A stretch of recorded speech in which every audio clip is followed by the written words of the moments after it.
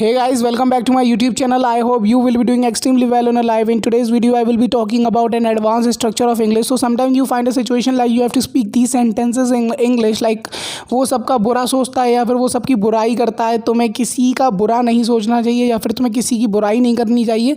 So how can you translate all these sentences in English? So I am going to give you a structure. By that structure, you can easily translate all these sentences. So without wasting any time, let's get started with the video. So for translating all these sentences, you will have to use an advanced structure, that is subject plus helping verb plus think या speak. अगर आप किसी का बुरा सोच रहे हैं तो आप यूज़ करेंगे think का.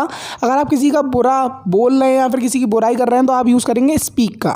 और उसके बाद आपको यूज़ करना है ill of plus someone या फिर something. अगर किसी भी व्यक्ति या फिर पर्सन के बारे में आप बुराई कर रहे हैं तो आप someone का यूज़ करेंगे. और कोई भी चीज़ है that is non living thing, so that will become in something. Okay, so now let me give you some examples so that you can relate with the situation, that how you have to translate the sentences.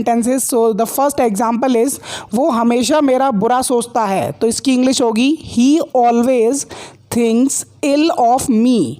तो यहाँ पर ये present indefinite tense है तो आपको उसके rule के according इस सेंटेंस को फ्रेम करना है. अगर आपको बोलना हो वो हमेशा मेरी बुराई करता है तो आपको बस केवल चेंज करना है थिंक की जगह स्पीक का. ठीक है, he always speaks ill of me. He always speaks ill of me. Next example, तुम हमेशा मेरी बुराई करते हो. तो इसकी इंग्लिश होगी you always speak ill of me. यहाँ पर आप स्पीक्स नहीं बोलेंगे क्योंकि वो प्लूरल सब्जेक्ट है और प्रेजेंट इंडेफिनिट टेंस में प्लूरल सब्जेक्ट के साथ एस और ईएस का यूज़ नहीं होता है. You always speak ill of me. तुम मेरी बुराई क्यों करते हो. तो इसकी इंग्लिश होगी why do you speak ill of me. Why do you speak ill of me. अगर आपको टेंसेस की नॉलेज नहीं है तो that will be very difficult to frame these sentences because you have to identify the tense. After that apply the rule of that tense and translate according to structure. वो कभी भी मेरा बुरा नहीं सोचता है. तो इसकी इंग्लिश होगी he never thinks ill of me. He never thinks ill of me. तुम्हें किसी का बुरा नहीं सोचना चाहिए. तो इसकी इंग्लिश होगी you should not think ill of anyone. You should not think ill of anyone. सब इस ब्रांड की बुराई करते हैं. तो इसकी इंग्लिश होगी everyone speaks ill of this brand. Everyone speaks ill of this brand.